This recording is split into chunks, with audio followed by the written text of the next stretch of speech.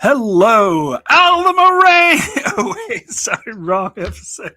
Welcome to Enchantment of Eternity's top 25 countdowns, counting down my top 25 favorite episodes of the Star Trek franchise. Number 12 is not Move Along Home. It is Deadlock. So if you're not getting the reference I made, I did an April Fool's joke on April the 1st where I did made an announcement video. Oh, number 12, my top 25 is Move Along Home. So Alda Moraine, I'll see you there. And of course, the link just took you to Rick Ashley's classic song. so Yeah. Yeah. And I want to throw out really special thanks for that, because normally on April 1st, I don't look at anything. I just happened to glance that, and all I was thinking was, it's this Thursday. I thought it wasn't for 2 weeks. Oh my God, I got to look at work, and I'm scrambling around, and oh my God. And then I'm like, wait, that episode's not right. Did he change? Yeah, it was the slowest realization of being suckered right in. So curse you, Mark. What? You're telling me we're not here to talk about Move Along? Just rewatched it. And I had to watch that episode again. Already you talking about Ella Moraine? You're telling me that's not the episode we're talking about? No, like we're talking about a Voyager episode because, as Norman states, the Maquis are not in Starfleet. Anyway, So bad. Let us never refer to that episode again.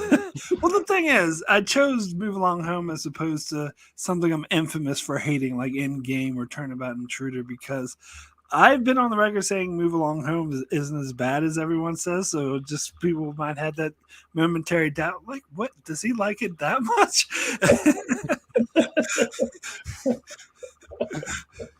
It's so bad it became good again. This is how it is. This high up in the list too. And I love what Norman said in this. He says, it's only a stream. Anyway. Anyway, no, so we're not here to talk about Move Along Home. We're here to talk about my actual number 12, which is the Voyager episode Deadlock, which, as I stated in my announcement video, some people might not think is that much better than Move Along Home, because apparently it's a very polarizing episode, and some people might be surprised that I have it this high on my top 25, but I've always been on record that I love this episode. I saw it when it first came out in the mid-90s, and I loved it then.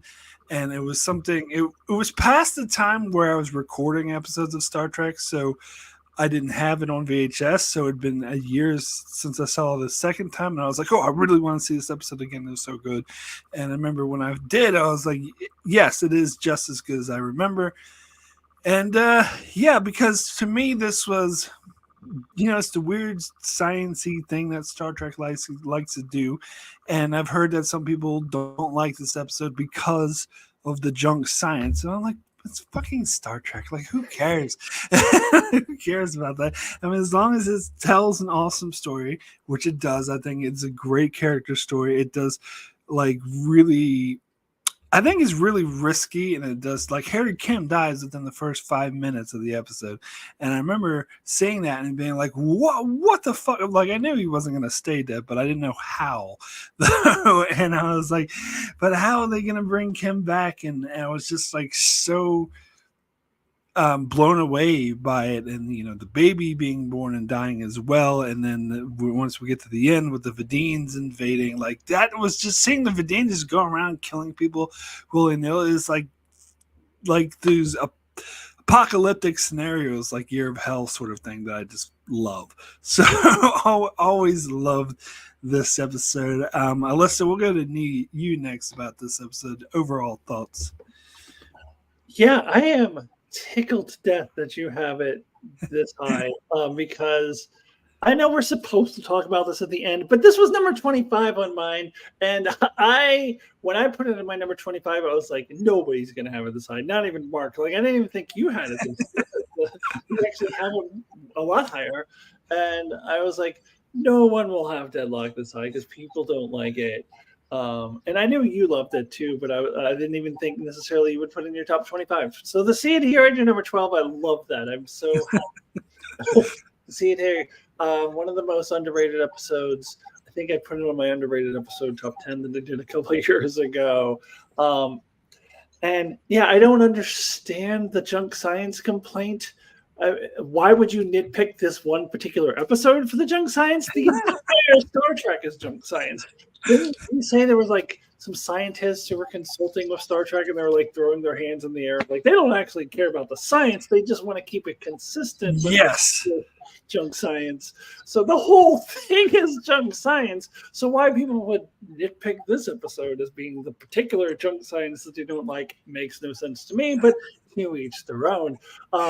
Yeah, not only I mean, we see Harry Kim die in the first 5 minutes, but then you start watching it, and I think what they're trying to lead you to believe, and I think it works to a large extent, is, oh, well, obviously the ship with the Harry Kim who is still alive is going to be the one that survives, and they really lead you down that road for a little bit, as it's the other Janeway who's like, oh, I'm going to self-destruct, and so you're like, oh, well, that'll be the solution. That ship will self-destruct it. But instead, like Harry Kim goes to the wrong ship,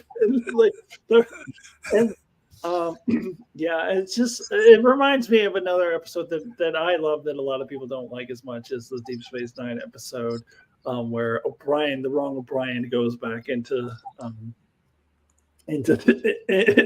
time, and he has the different memories than the President O'Brien. And I love that shit. I love it. I wish they would mention it ever again, and they don't. But still, I love that kind of shit. So to me, this is one of the best episodes of Voyager, and I'm so happy that you agree and you have it even higher than I had it in my list. The episode of Visionary, which I also love, and I'm also shocked that people don't like that episode. Like, what is this? What is wrong with people? Like, I don't get it. Anyway, this is kind of a fun one to rewatch, because kind of like Drone, to me, this is like a solid episode. So I always find it curious, like, why is this so particularly high for you? I mean, it like I said, in some ways it seems it's very standard kind of Star Trek stuff. Thing happens, split, science, we make up, all solution at the end.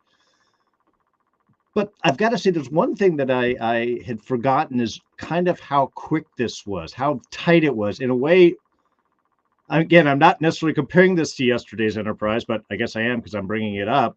How that B story really synced in with the rest of it and didn't drag anything down. Here it's the same thing. All the stories are very focused, and they really do move very quickly from bit to bit to bit to bit. And you're right, it's got that, oh, it's the other Kim that's going to survive. Ha, now we're going to twist it around. The sacrifices, how Janeway knows of herself, which way that she's going to go in those circumstances, and how they even have those kind of moments going, yeah, you know what I'm going to do, because it's what you would do. Does, I think, really put this on a higher plane, again, just in the sense of just how kind of quickly and concisely the story is told. I think they do a lot in a short period of time. But yeah, I'm really kind of excited to see what little bits kind of like really sink in this to you, because I think you get a lot of these episodes that are well done, and where they start to end up in our list is what personal effects do they have with us? Where was I at the moment when I saw this, that this was like, man, I really like this? Or what kind of ideals or ideas does this bring up that particularly spark you? So I was really kind of curious to see why this went out, but I can tell from the passion of which you speak with it, how much you really do enjoy it. Yeah, I would say it's less of like a personal experience, because it's just like any other episode. I just watched it when I was a teenager. but it's more to do with I like seeing shit get blown up. I like seeing like our main characters die, an apocalyptic character, and this is a theme we'll see in my top 10 several times as well. Um, and yesterday's Enterprise, which we already covered, is another example of that. Just seeing our main characters die. I don't know, something about that I just love. Also, I don't know that I agree that this was very standard. I never thought of it as standard. I think it's very unique. I think anytime we see like a double episode or double ship, it's like a parallel universe. There's time travel. I've never seen anything like this in Star Trek. So to me, it's extremely unique. At least that's the way that I've always viewed it. Sure. I guess those are always the episodes that stand out in my mind. So it just drifts into like, yeah, that's regular Trek. And I'm like, no, those are the best Trek. That's the reason that you like those episodes. So I could see that. I think I don't understand the hate for it though. Yeah, well, I'll get into that more when we get into the thing, to the specific complaints that I heard. But if there's an episode I think this would be most similar to, it's maybe Second Chances when we get to two Rikers. But that's just like one person, not like the entire ship. Yeah, I was just thinking though that I wish it would be so awesome if Lower Decks parodied this, because they parodied the two Rikers. It'd be great if they were like a double Cerritos thing. That would be, and you had the two Mariners, one, going off each other. That would be amazing. But anyway, all right. Bringing up Lower Decks. It's gonna save only one season to do that. I know. It's very sad. Very sad. It's funny. I was gonna make a meme, but I'm not very good at making memes. But I would be like, I know you might disagree with this, Alyssa, but I might be like, what I was like when I heard Discovery is being canceled, and I have that meme of Loki being, oh yes, very sad. Anyway. And then what I was like when I heard Lower Decks was being canceled, and have Darth Vader from Revenge of the Sith going, no! Anyway. So let's go ahead and get Crisis Point? So Norman in the chat was saying Crisis Point. Is that the movie parody thing from? Yeah, there are two Mariners in that, but one's a holodeck Mariner. Yeah, but one's an evil, isn't it? Oh no. No, she's being evil. Like she's playing an evil character. Okay. Yeah, and then the real one, or a holodeck version comes. That's actually the good one, the good Mariner. Yeah, but it's a holodeck. Yeah, that was kind of different because they were fighting each other, and one was a holodeck. It would be different. Well, it's not the same as if they parodied this episode. It would be a totally different thing. Anyway, so let's go ahead and jump into the episode.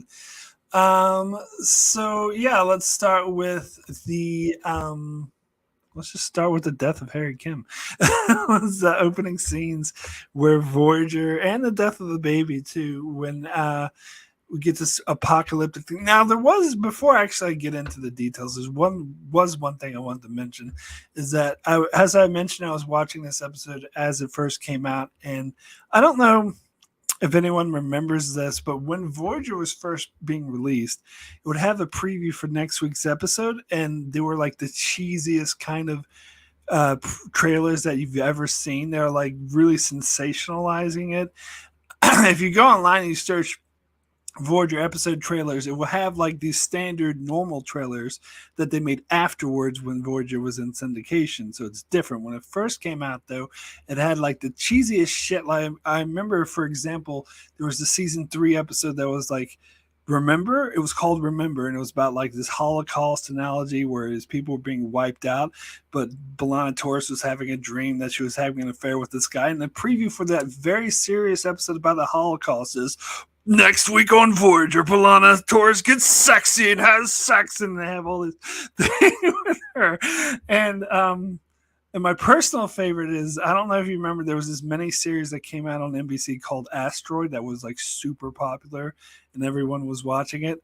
And then Voyager had this episode about this asteroid hitting this planet, and it said, "This is the episode that will kick NBC's Asteroid." It's just the dumbest thing. Anyway, the reason why I bring it up is because I remember seeing the trailer for this episode, and they were like, "Oh, there's 2 Voyagers, and you'll never guess which one survives." And that kind of ruined the ending for me because he kind of like spelled it out that the one you wouldn't think was going to survive. And so also I knew there would be 2 Voyagers, so I kind of knew the twist coming. So I gotta put myself in the perspective because those stupid trailers just ruin everything. And I've been watching a lot of TNG trailers as well because they're on the Blu-rays, and a lot of them like give key plot points away. But anyway, well, I was just gonna say, honestly, giving the idea that there's 2 Voyagers is really bad because they don't even reveal that till like halfway through the episode. Yeah, exactly. So it's like, well, okay, thank you for letting us know. A 90s, because I did a rewatch, or not really rewatch, a first time watch of the 90s X-Men cartoons in preparation for the X-Men 97. And if you read like the description of the episode, like it gives away everything. Like cliffhanger, it'll say right in the description the resolution to the cliffhanger. What are you doing? Like, so I don't know. Maybe in the 90s they didn't figure out how to do previews and episode descriptions without spoilers. I don't know. Magneto's about to split Wolverine apart, but Gambit saves the day. All right. Yay, drama. But so anyway, the opening scene I think is a lot more powerful if you don't know what's coming, because you see Harry Kim die, you see the Voyager. Like this does remind me of something like Year of Hell, where you see Voyager completely falling apart, completely falling to pieces, and everything going to shit, and they can't figure out what's going on. And it's part of the reason why I love this episode so much. I find this like way more intense than I would say the average Star Trek episode, and it's more like puzzling because you don't know, like because you know they're going to get out of it, but you have no idea how, and or what exactly is going on, where are these beams coming from that's destroying the ship. And then when you see the baby die, like that's like really tragic. It's a really like shocking moment to have an infant dying on screen like that. And this is something they were teasing since earlier in season 2. They teased that Ensign Wildman was pregnant. And towards the start of the episode, they were talking about how everyone was like really anxious about the first baby born on Voyager, and then to just kill it like right after it's born, like that was very risky, I think. So I think this whole opening sequence was just really good, like super intense. Darren, we'll start with you on this one. Yeah, I thought they set up everything really, again, really well. I was, of course, laughing at like, yes, have the pregnant woman go around the kitchen and start fixing things for you. You know, it's like, okay, maybe not. Damn, Neelix. Like, what? And then Neelix is like, if it's not too much trouble, there's just other things. I'm like, she's pregnant. Like, what's going on? Could you move these heavy boxes for me? Bend with your back. Yeah, lift with your back. Lift slowly with your back. But yes, again, it was nice and it was tense. And again, you get your kind of like cute little moment in the beginning, and then they really kind of ramp into everything, which again gets this episode moving at a pretty good clip considering all the stuff that they do try to juggle in it.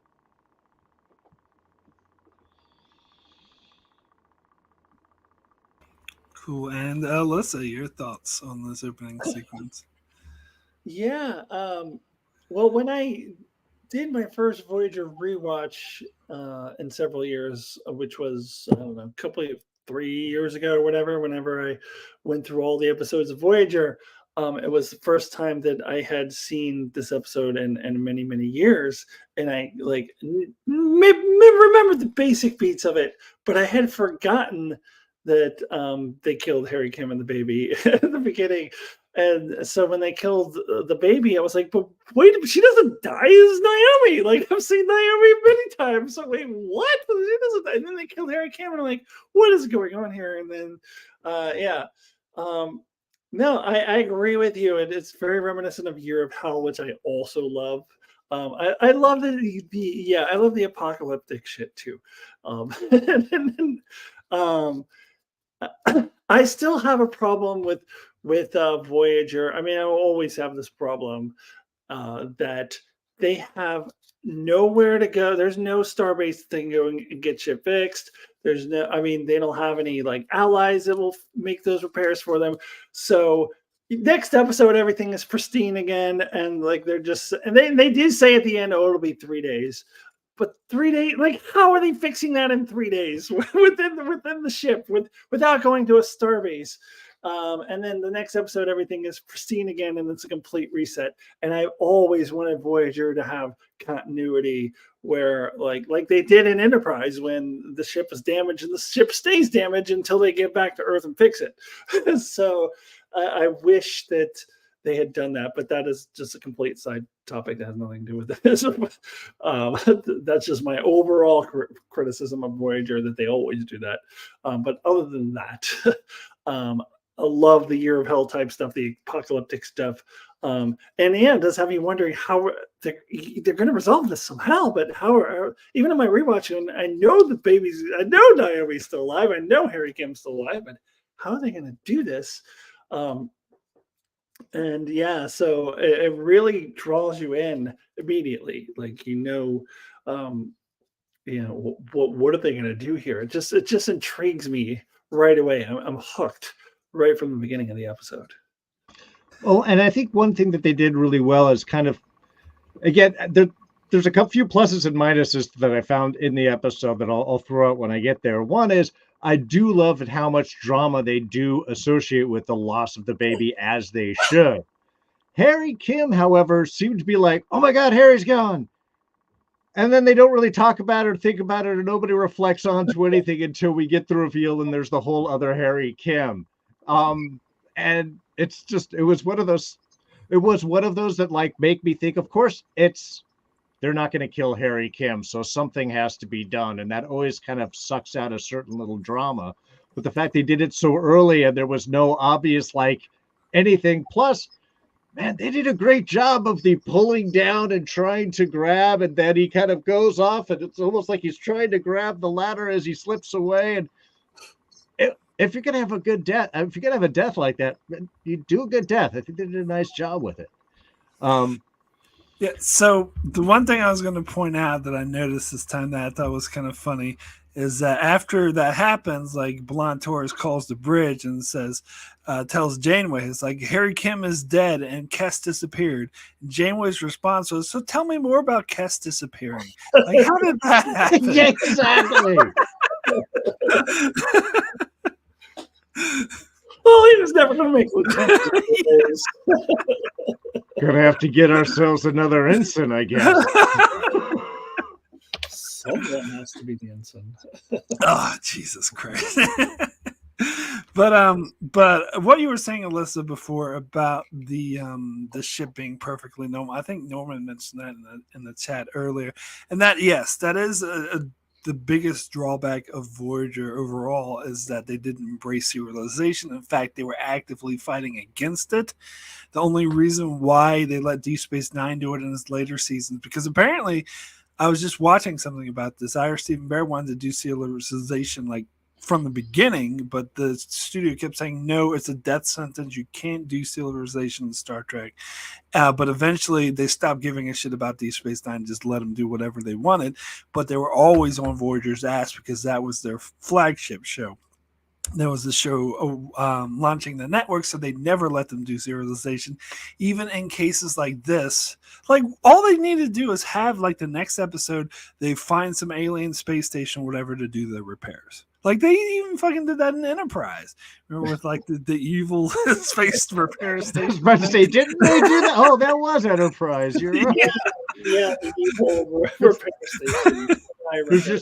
There's a chain of them across the galaxy, you know. And B'Elanna Torres' voice. That's basically. Yeah, well, she directed that episode. Yeah, not B'Elanna Torres, but the actress. Yeah. But the thing is, by the time Enterprise came out, like 24 was out, and Lost would be out. So serialization was a lot more common there. Whereas here, then apparently in the mid 90s, they were like, no. In fact, like Michael Piller, I've been talking about him a lot, got fired at the end of season 2 of Voyager because he wanted the show to be more serialized. And that's why the show never lived up to its potential. But anyway. Well, it does explain why Neelix is always having problems with the replicators, because all the replicators are being used to constantly rebuild sections of the ship. Which is impossible. There's no way they can make it look pristine in 3 days. Why are they going to do that? There's no way. You know, honestly, they could have probably solved both problems there if they just like starting at season 2, whatever, just like for the whole season, just you've got a slightly messed up ship. And that way, whatever your repairs are thing, it's never perfect. Yeah, okay. It always is the same kind of messed up. I want to see like Janeway on the bridge and repair guys with a drill behind her. There's construction guys on there. And you can just do that randomly through all episodes because, of course, you're constantly rebuilding the ship. Yes. Well, there was one episode I was just reviewing that, well, looking at, not making a review for it, that they actually stopped by an arms dealer to buy weapons to replace the photon torpedoes and stuff they use. So at least they do something like that from time to time. But yeah, they should do it more. And I love him. Yeah. No, he killed himself because he freaked out. Yeah, right. He died in the accident. But anyway, that episode kind of sucked. But anyway, there was. I love how Prodigy tried to make up an excuse for the plot point of why Voyager seemed to have an infinite number of shuttlecrafts. How like all these shuttlecrafts explode in the next episode. There's another one. It's like they went through like 20 or 30 of them, and then Prodigy tried to make an excuse for say, "Oh no, there's this thing on board that will create shuttlecrafts." They were testing the video game respawn system. That just, if you lose one shuttlecraft, a new one instantly respawns where it was. Anywho,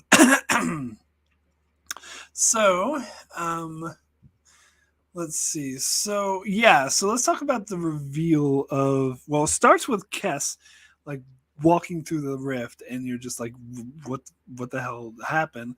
And then they have when the bridge gets on fire and they have to evacuate, Janeway leaves, and then I think this was such a great transition, the way that they just worked it, showed you the other ship for the first time. So if you didn't watch that stupid preview, this would be like the big reveal that there's like two Voyagers side by side, or at least getting at that, because they don't fully explain it right away, but seeing like all of a sudden, and that's what I love. It's like yesterday's Enterprise kind of feel to it, the way they just instantly shift, and you see the other Voyager, you see Janeway watch the ghost of the Janeway we've been following, and you're like, what the hell is going on? And then she goes down in sickbay and sees Kes, and then they start to put it together.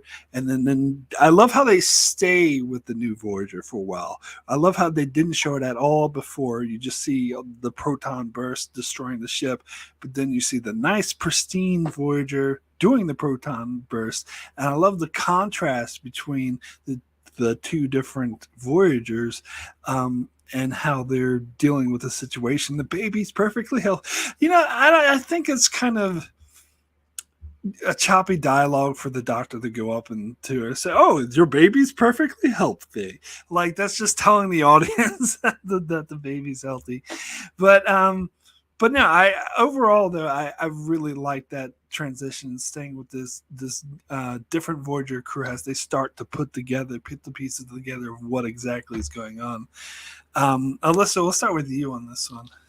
Yeah, well, the first time we get of it is on the first Voyager that we see, the one that's all fucked up. Janeway looks over and sees the other Janeway and the other Chakotay sitting in the chair.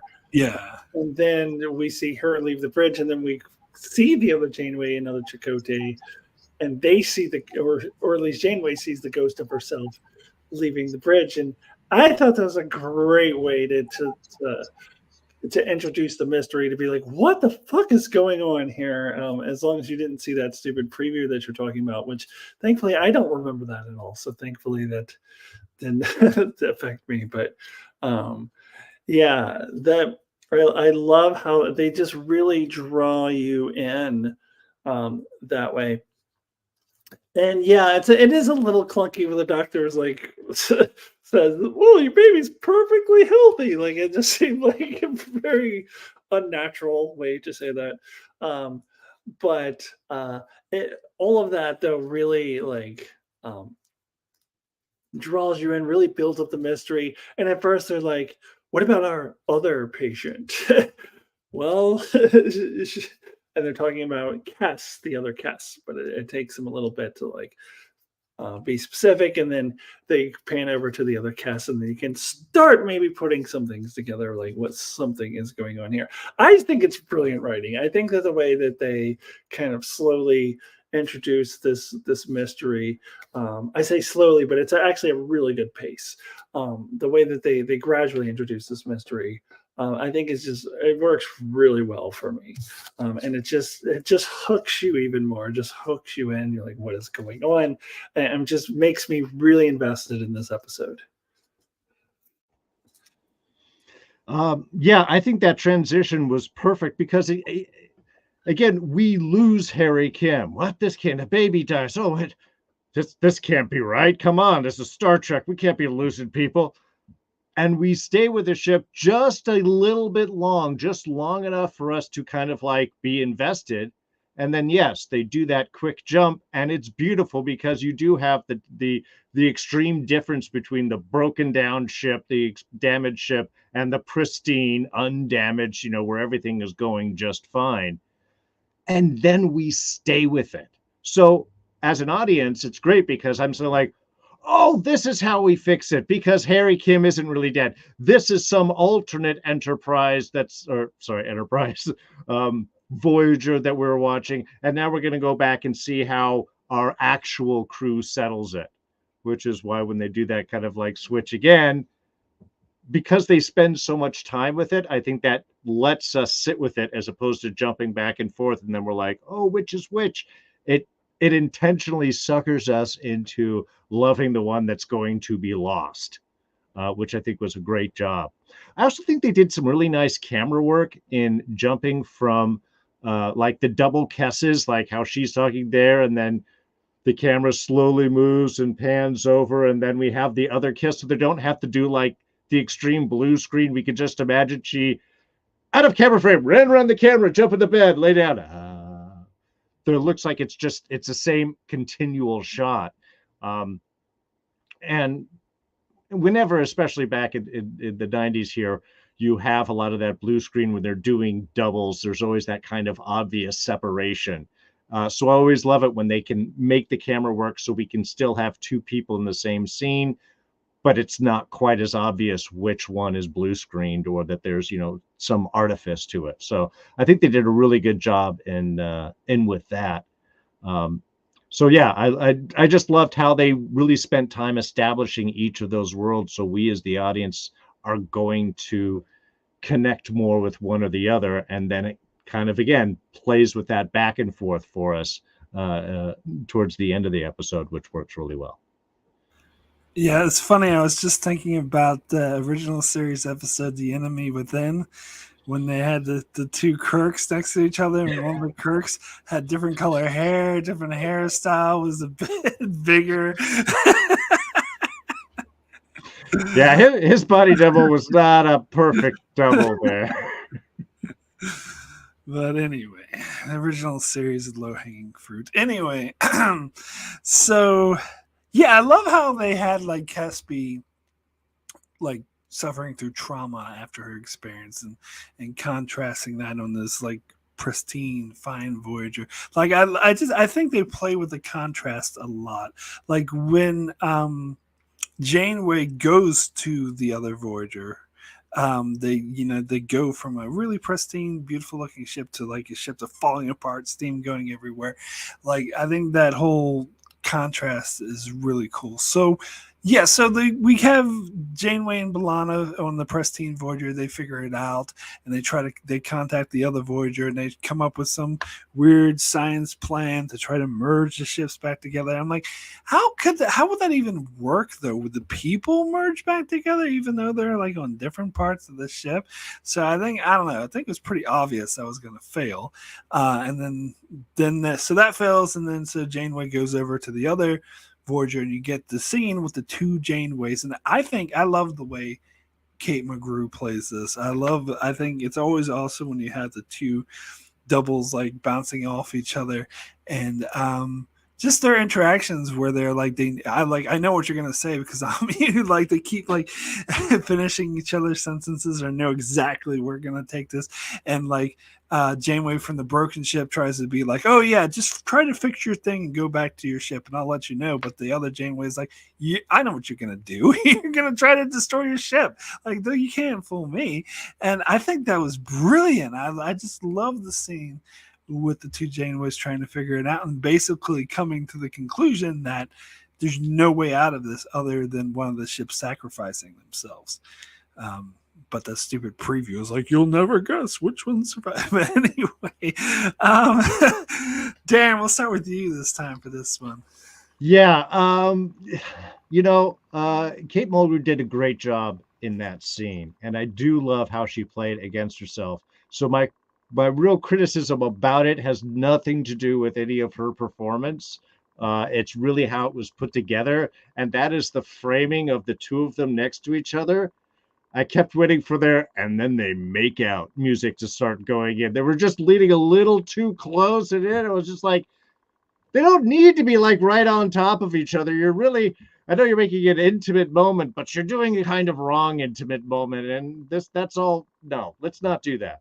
So that was the only thing that was kind of a little distracting in this. I'm like, why are you guys so close together in this right here? Just bring the camera back a little bit. But I did love that. And again, I know what you're going to do is perfect. And it's a great little psychology that allows these two versions of Janeway to play off of each other to a positive end towards the end of the episode, because there's effectively that shorthand. They know how each is going to think. They've already agreed on which is going to do it. So when it all switches up, again, there doesn't really need to be anything said, which I think they establish perfectly in this scene. Any kind of doubt or whatever, it's one mind and two bodies effectively, and I think they did a great job setting that up right here. Yeah, talking about the two Janeways being close together, looked like they're going to make out, made me think of the Mirror Universe Kira when she met the Prime Universe Kira, because she totally wanted to bang Prime Universe Kira. Oh yeah. And I totally believe that she would have, not Janeway. So that's why I'm like, okay, this is not, no. If we were doing Mirror Universe, you'd have different story going on. Anyway, Alyssa, your thoughts on this? That's really funny. I never saw it that way, but that's really funny that you saw it that way. I never thought of that. But I think this is one of Kate Mulgrew's best performances. I think she's amazing. Because she's basically playing the same exact person. This is not a parallel universe. This is not like a Mirror Universe Kira versus our universe Kira, where they've lived completely different lives and have completely years and years and years of completely different experiences, or like a parallel or an alternate timeline meeting their counterpart where they've had completely different experiences.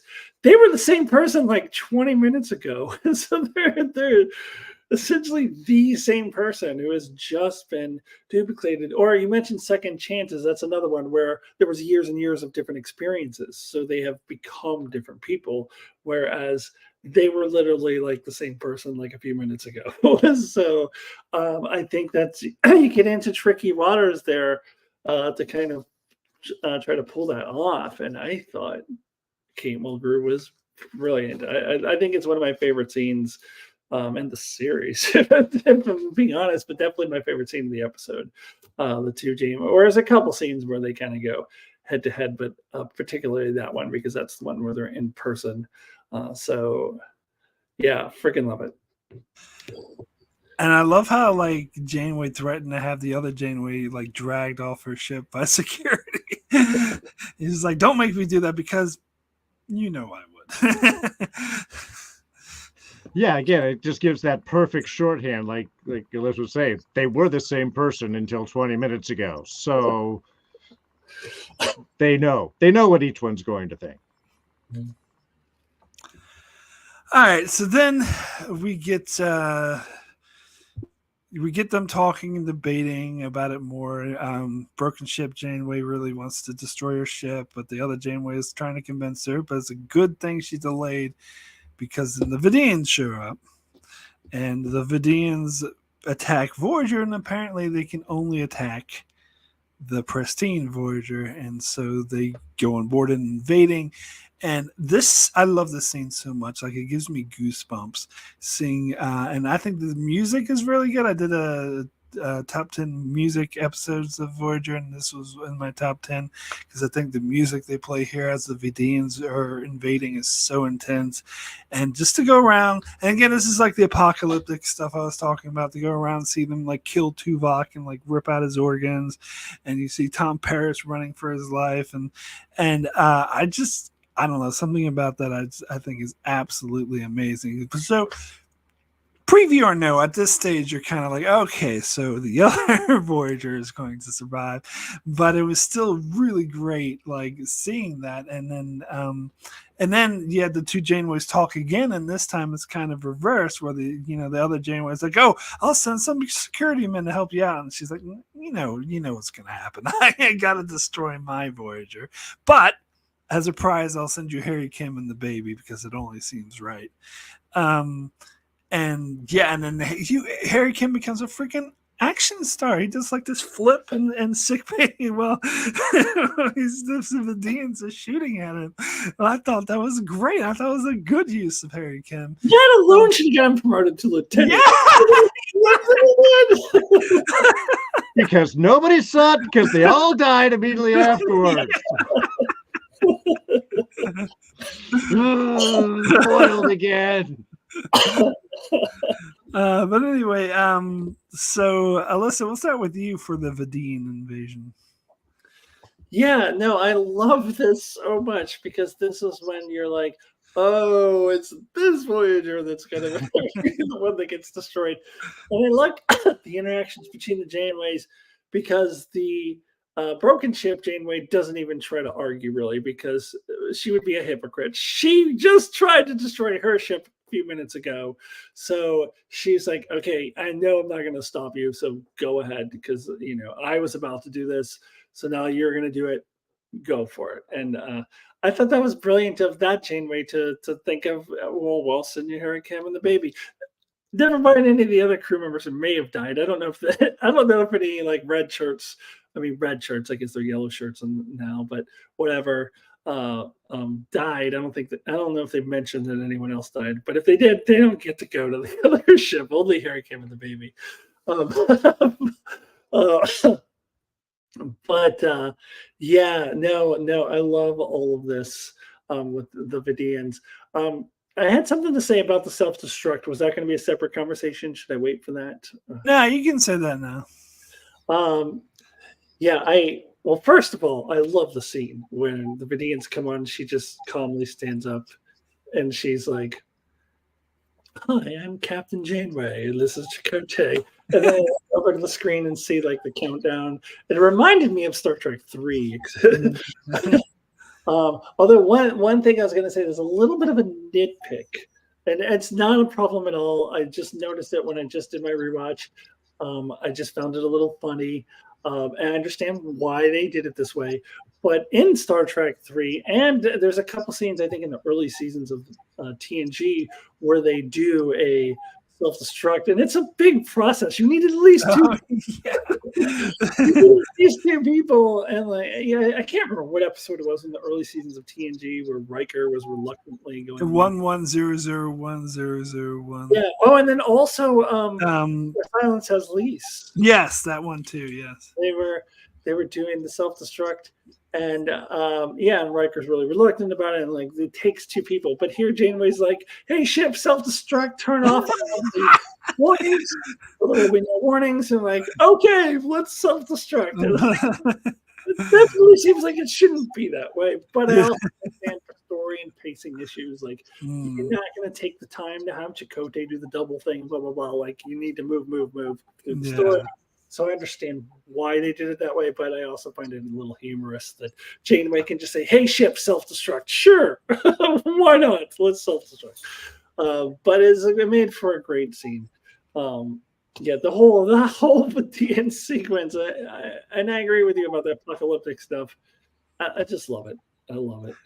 Yeah, what Janeway said to the Vidians when they got on the bridge was "Welcome to the bridge," and he did like this little bow too in response. Yeah. But then looked over and like, "Oh fuck, this ship's gonna blow." Down there.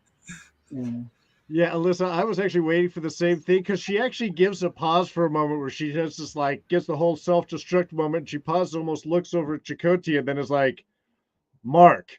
And I'm expecting Chakotay to go, "This is Chakotay confirming this," and and he doesn't. So yeah, Janeway pretty much is the ruler of the ship, and you can't take her out because she can take the ship out at a moment's notice without anybody else having a word in. And this was one of the other, again, minor little critiques of this episode. It's like, the Vidians are coming, they've locked on, and it's not like, send security teams, build up. They're just like, all right, well, I guess they're in. And then immediately they're just wandering down the halls chasing people. I was hoping they'd be like, oh, come on, at least have like some tiny little like play of a defense before they come in the door, come in. But I understand. Again, you got to move things along here. And as you guys said, it's kind of perfect because now you're like, oh, it's got to be the other ship because we just lost Tuvok and Tom Paris. They did kind of give the little hint like, look, we can't send too much stuff across because we'll end up blowing up. So that's why it can only be the baby and Ensign Kim. Anybody else who lost somebody, sorry, you're out of luck. But and I did love Harry Kim's little action role there. That was nicely done. I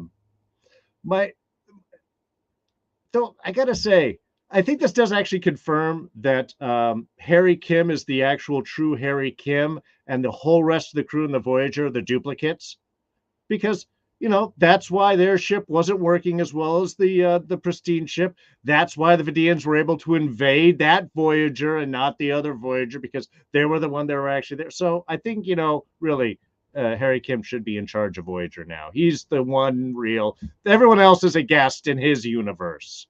I think we can establish that clearly right now. Well, all right. It's really supposed to be a thing like the two Rikers, where they're both the same. Like, they're both Rikers, and both Voyagers are the same. But it does seem like that other Voyager's a bit more legit if the Vidians could fire on them and not the other one. But anyway.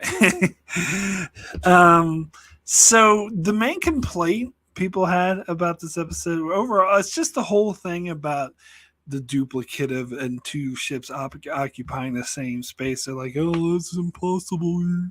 And but the main complaint I think I heard was when Voyager self-destructed and it took out the Vidian ship, why didn't it take out the other Voyager? Especially if they were sharing antimatter, shouldn't that antimatter has exploded, because that's what a self-destruct is like a matter-antimatter explosion, so shouldn't it have taken out the other ship?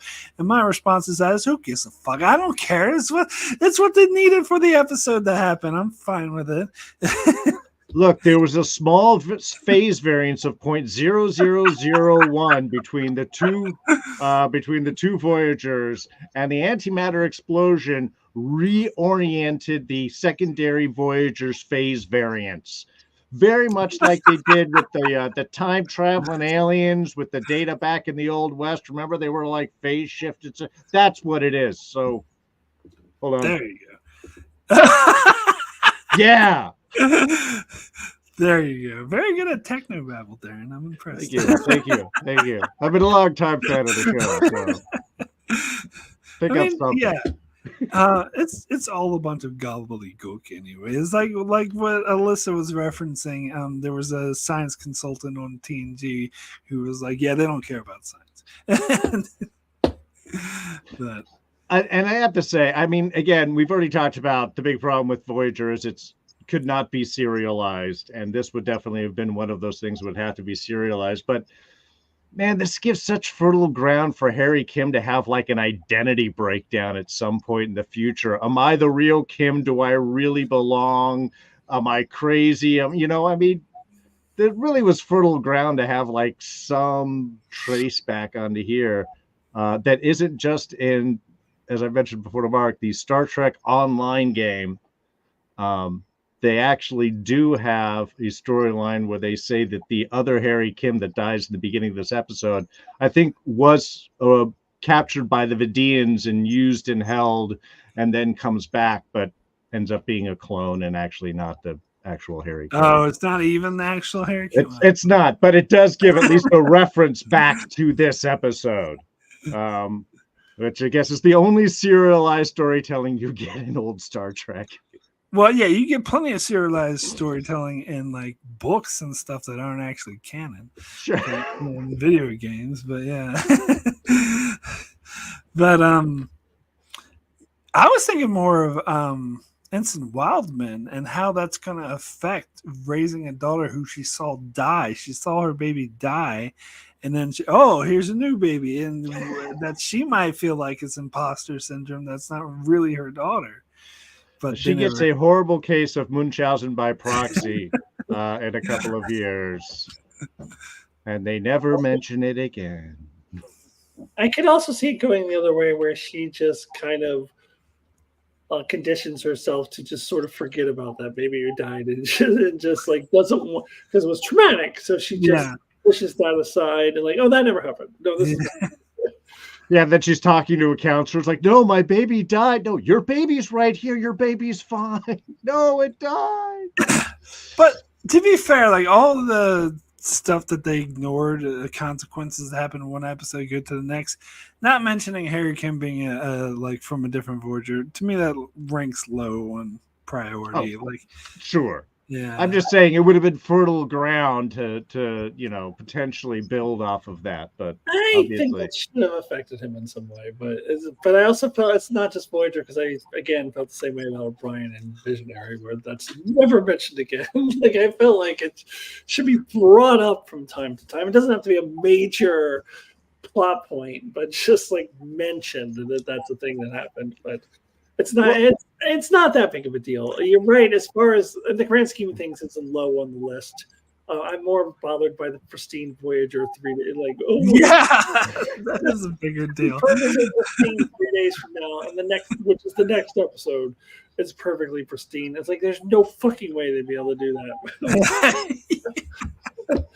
But anyways, yeah. Well, and I also thought that Janeway kind of poo-pooed his thought, like, am I the real one or here and where? And she's like, well, it's Starfleet, we take weird every day. Yeah. Actually, I think that was a good way to just resolve it. If people were like, oh my God, this is different Harry Kim. So they just address it. And Harry Kim's like, it's really me, but it is me. And this is my ship, but it's not my ship. Like, what's going on? He's just like, weird's part of the job. Don't worry about it. We don't have time to go into that. We just got to wrap it up. Yeah. I'm just saying, if I were Harry Kim, that wouldn't be the end of it for me. Like, I was thinking about that for years, but it's fine. It's fine. They don't have to. It would be nice if they just mention it every once in a while, but whatever. I mean, he was only like separate from. There was only the duplicate for like a couple hours or something. Right, but he has completely different memories for those couple. Just for a couple of hours. Yeah, but I don't think he wants to remember that. If I had 2 hours different memories from all my friends, it would just fuck with me. But anyways. Yeah. I mean, yeah, I see what you're saying. If they actually did serialization. But anyway. Yeah. All right. So, Alyssa, you already gave your rating of where you would have this. Number 25. Yeah. I already said that. So that's I don't think it's close enough to be considered the same. That's more lower, just slightly lower though. Yeah, we both had it in our top 25. Yeah. But Darrin, how about you? If you were going to have this near 25, would this be higher, closer to number 1, or lower, further back, or around? Probably around where it is, maybe a little bit further away from number 1. A little bit, just because I think I had some other ones that we've already watched that I know that I really enjoy a little bit more. But again, there is a tightness to the way that the story is told. They do, as much as I'm laughing at the little, it's Starfleet, weird is what we get. That is kind of a very accurate and quick way to be like, yeah, and we all move on, right? Because who knows what's going to happen tomorrow. I do like the back and forth that they do. I love the way that they really do tease which is the Voyager that I keep wanting to say Enterprise, which is the Voyager that's going to stay and which is the one that's going to be lost. And yeah, I think Kate Mulgrew's performance in this is really, really good. So as I say, probably around now, maybe a little bit further away, but not too far. I think this would probably still be in my top 25. Well, the way you were talking at the start, I was expecting you to have it like much lower. It seemed like you're like, oh, this is just another Star Trek episode. Because our conversations make me love it more. It always does. Well, no, because I always like to see what are people grabbing at about this, and then it does make me often think like, oh yeah. I also have been doing a lot of picking and choosing of my Star Trek episodes that I've been watching. So I think I've been dwelling more on some of the better episodes, and therefore you're forgetting the ranking like, oh yeah, and then there's these other ones that are just like, we're at Risa this week, and for some reason Worf is going to be able to go with the whole take over the planet coalition, and no one's going to say anything. You should get in trouble for that, and you... Did you have to endure that episode recently? I did have to endure that recently. That's okay. You push and you move on, and that's it. Then there becomes these little stretch of things, and I'm like, oh, right. These are those middle floating episodes that I purged from my mind. So, yeah, once you see more of those, you're like, wow, this really is more of a top tier. So, yeah. I need to talk with both of you to remind me of the quality of what we're really looking at sometimes. Yeah. And I think I mentioned this before, but if I had my top 25 to do over again, I would have swapped this and Yesterday's Enterprise, where Yesterday's Enterprise would be number 12 and this would be number 16. Yeah. But, I was going to swap this in Tapestry and then move Yesterday's Enterprise up to number 12. And this would be number 13. Tapestry would be number 16. Sure. Yeah, I think probably Tapestry would rate a little bit higher for me than this episode. But again, I'm kind of reconsider that. I think maybe I put this at number 16. And just that middle point where you're like, which one of these today do I like? It's so hard once you get up into the top, like the really good episodes. But yeah. Like, how many hundreds of episodes are there all together with Star Trek at this point? And you're asking about, like, where does number 12 versus number 16 sit? Yeah, it is getting into the minutiae. Yeah, for sure. Anyway, so we'll go ahead and end things here. I'll like to thank Norman and Allison for joining us in the chat. Always great to see you. And, of course, thanks to anyone watching this who isn't in the chat and anyone watching this in the archives. Thanks so much for checking us out. And just Alyssa and Darrin, if you want to give a quick shout-outs to what's going on in your lives and where people can find you. Alyssa, we'll start with you. I'm currently not actively making videos, but I do plan to do a Discovery mid-season review in a couple weeks. This is over on Alyssa Jean's reviews, of course, and I got plenty of back catalog that you can go back and watch. Also, follow me on Facebook because I am doing written reviews for Voyager, or not Voyager. Discovery, the one that's on now, not the one that we've been talking about in the last hour. Discovery where I've given my written reviews of the first 3 episodes so far. If you want to know what my thoughts are, and then I will give a video review for the first 5 episodes in a couple weeks here. And yeah, as I said, plenty of stuff. I did a whole Star Trek Top 100 last year, so you can watch all that stuff. So go over to Alyssa Jean's reviews to find that. Cool. And And yeah, I'm D from D's Reviews. I'm also not doing a whole lot right now. But I do have a great giant catalog, including of Black Sails, which is returning to Netflix in the next week or so, where... wait, it's just reruns, right? Not new. It's just reruns. Yeah, they're Yeah. not new episodes. But if you want to look Really? back, and I think I'm starting on like 2nd or 3rd season onwards. Anyway, it's a great show, but I do have a lot of old reviews of that, a lot of the early Marvel Netflix shows. So if you like the sci-fi, give a check back into the catalog of D's Reviews, and hopefully soon I will have some more stuff coming up as we get some great new Marvel and Star Wars things dropping out sometime later this year. Other than that, pretty much in between things. I'm showing up here on the top 25 countdown of Mark's top Star Trek episodes. Mark! All right. So if you're finding my channel for the first time, my name is Mark. The channel is Enchantment of Eternity. Once a month, I do continuing to count down my top 25 favorite episodes of Star Trek. Almost to my top 10, just a couple months away. And also, I'm going through and reviewing every episode of Star Trek in order. I'm currently in season 4 of Star Trek: The Next Generation, and also covering new episodes of Discovery week to week. So you can check out my channel for that. Cool. Anyway, thanks so much for watching. Thanks so much for joining, and I will see you next time. Bye. Alma Ray!